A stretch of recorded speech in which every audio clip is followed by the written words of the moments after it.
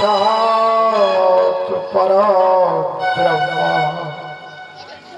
तस्मै श्री गुरवे नमः।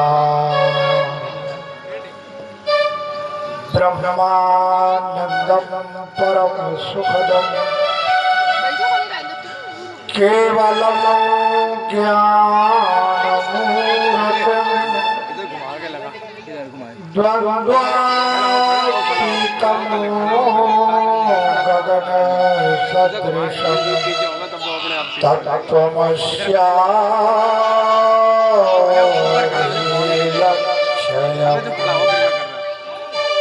एकं नित्यं विमलोचनं सर्वधी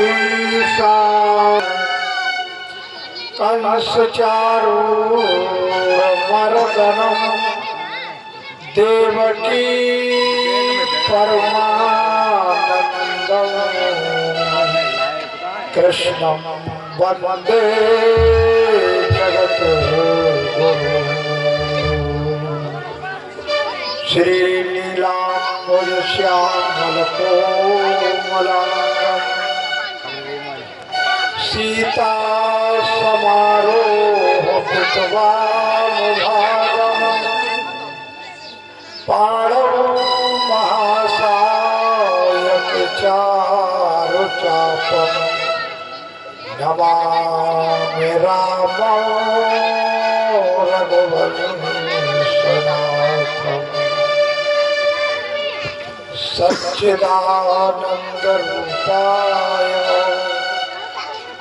विश्वोत्पत्त्यादिहेतवे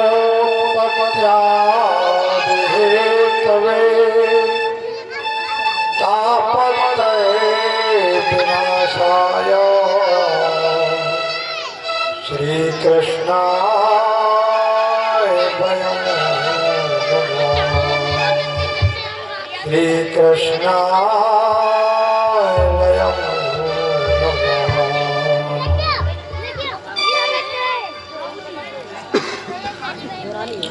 आदरणीय भगवत अनुरागियों,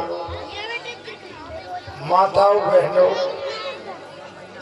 बुजुर्गों एवं विद्वान बंधुओं, आप बड़े सौभाग्यशाली हैं। ऐसे भयंकर कलिकाल में जहाँ चारों तरफ विनाश के बादल छाए हुए, ऐसे घनघोर समय में आप बैठकर शांति पूर्वक भगवान के गुणानुवाद को सुन रहे हैं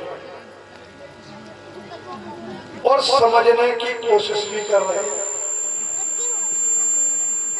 आपसे ज्यादा बड़ा देवता इस दुनिया में कोई दूसरा नहीं है। इसलिए भगवान कृष्ण के पिता का क्या नाम था?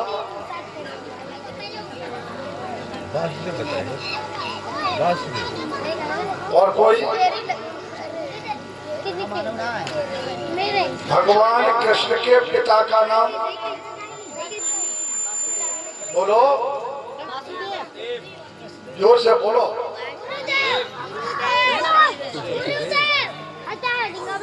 अब यह थोड़ा सा अंतर मेरी समझ में आया कि इन्होंने कहा वासुदेव, आपने कहा वसुदेव। ये तो डंडे का अंतर पड़ गया है कि नहीं? अंतर पड़ गया।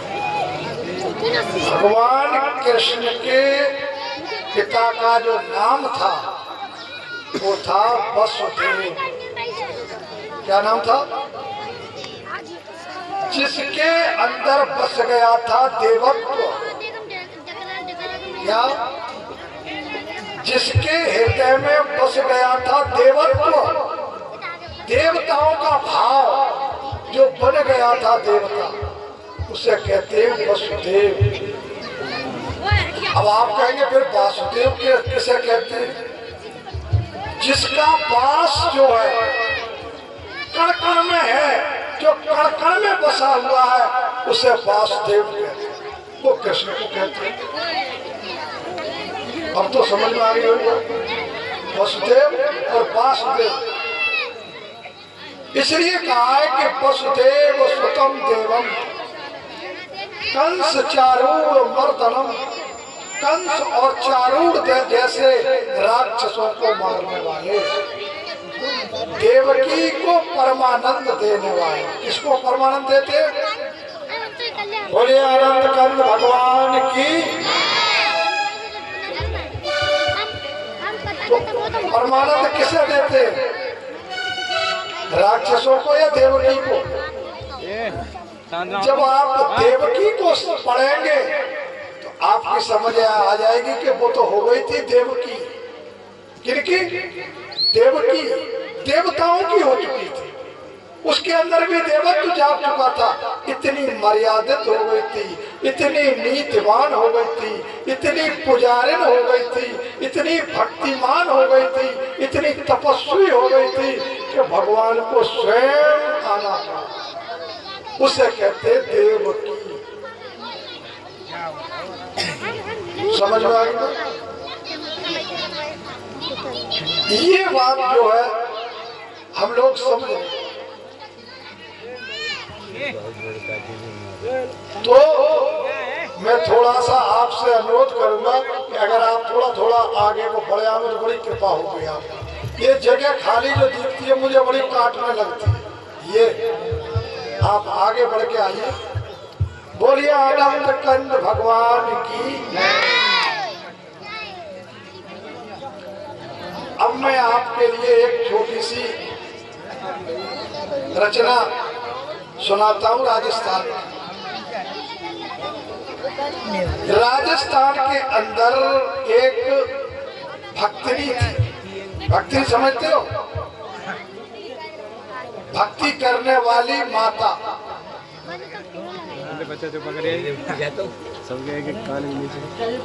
भक्ति करने वाली एक माता थी, उसका नाम था सहजोबाई। आपने उसका नाम क्या नाम था? सहजोबाई। इतनी तपस्वी थी कि एक दिन भगवान स्वयं उसके घर पहुंचे। वो खाने बनाने की तैयारी कर रही थी, सब्जी वगैरह बन रही थी और भगवान पहुंचे। दरवाजे पर से आवाज दी कि सहजो। उसने कहा कौन मेरे लिए आवाज दे रहा? तो एक अपरिचित व्यक्ति को देखकर, आज भी हमारी माता बहनें करती है, आप ध्यान से सुनना। जब कोई अपरिचित व्यक्ति आता है जिसको वो जानती नहीं है, दरवाजे पे खड़ी हो जाएंगी और दरवाजे पर दोनों पे इस तरह हाथ रखेंगे। देखा है आपने? नहीं देखा? ये जानती हो? ये इशारा कर रही है कि अंदर मत आना, वहीं से बात करी दरवाजे पर। तो सहजो ने दरवाजे की चौखट पकड़ ली और कहने लगी कि तुम कौन हो? भगवान कहने लगे अरे सहजो, तू जिसका भजन करती है मैं वही तो हूँ। कि भजन तो मैं भगवान का करती हूँ। बोले वही तो हूँ मैं भगवान, मैं तुझे दर्शन देने आया। बोले मुझे तो तुम्हारे दर्शनों की जरूरत है। आप कह देंगे, आप कह देंगे अरे साहब बड़ा अच्छा हुआ भगवान दर्शन देने आए।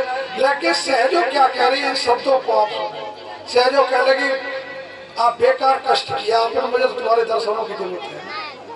अरे दुनिया मेरे दर्शनों को तरसती है और सहजो तू तो अंदर क्यों आने की भी नहीं कह रही, बैठने की भी नहीं कह रही। बोले मेरे घर में जगह ही नहीं, मेरे बैठने की तेरे घर में जगह नहीं है। बोले नहीं। तो सहजो क्या भाव को प्रस्तुत करती है? सहजो कहती है कि मेरे घर में एक बिस्तर लगा हुआ है जिस पर आकर के मेरे गुरु महाराज बैठते हैं और उस पर तुम्हें चढ़ने भी ना दूंगी। हम नीचे बैठ जाएंगे। बोले हाँ नीचे बैठ गए। तो भगवान घर में घुसे और जमीन पर बैठे। सहजो बोले हाँ कि कुछ मांग ले। मुझ पर। बोले तुम पे है क्या सो मांगे लो। क्या कह रही सहजो, तुम पर है क्या सो मैं तुम पर मांगू। मुझ पर कुछ नहीं है, तुम पर कुछ नहीं। बोले फिर, बोले मेरे गुरु महाराज में इतनी ताकत है कि जिसको चाहे उसको उठा करके तुम्हें दे दे। तुम में खुद की ताकत कहाँ है? ताकत तो मेरे गुरु महाराज में है। जिसको चाहे तुम्हें दान में दे सकते हैं। तो कि मुझे से कोई काम करा ले, मुझसे कोई काम करा ले। बोले हाँ काम की बात है तो काम कर दो। क्या काम? बोले गुरुजी मेरे आ रहे होंगे खाना खाने के लिए, तुम एक काम करना कि ये लो पंखा, वो हाथ वाला जो पंखा था ये हमारे गुरुजी की हवा करते हैं। बोले ठीक है। तो पंखा पकड़ा दिया, किसके हाथ में? भगवान के हाथ। थोड़ी देर में क्या देखते हैं कि गुरुजी आकर के मंच पर बैठ गए। जो घर में बेड बिस्तर जो था उस पर बैठ गए। वो थाली लेकर के भोजन की और गुरुजी के सामने रख दी। गरम गरम रोटी सेक के ला रही थी। तो क्या सीन देखती है, एक रोटी लेके आती है तो गुरुजी बैठे खा रहे हैं और भगवान हवा कर रहे हैं। जब लौट के जाती है दूसरी रोटी लाती है तो क्या देखती है कि भगवान रोटी खा रहे हैं और गुरुजी हवा कर रहे हैं। वो कह लगे ये क्या चक्कर, कभी ये नीचे तो कभी वो ऊंचे, कभी वो ऊंचे तो कभी ये नीचे, ये क्या खेल हो रहा। तो सहजो जो थी अंदर चली गई। इस भ्रम को खत्म करने के लिए वो प्रभु के नाम का सुमिरन करने लगी। जब उसने प्रभु का नाम किया, नाम लेना शुरू किया तो दोनों एक दिखाई दे रहे। तब उसके मुंह से निकला कि सहजो जपो हर नाम को, सहजो जपो हर नाम को, छाड़ जगत का नेह, अपना तो कुछ है नहीं अपनी सगीर ये। गुरु गोविंद तो दोनों एक हैं, गुरु और गोविंद दोनों एक हैं।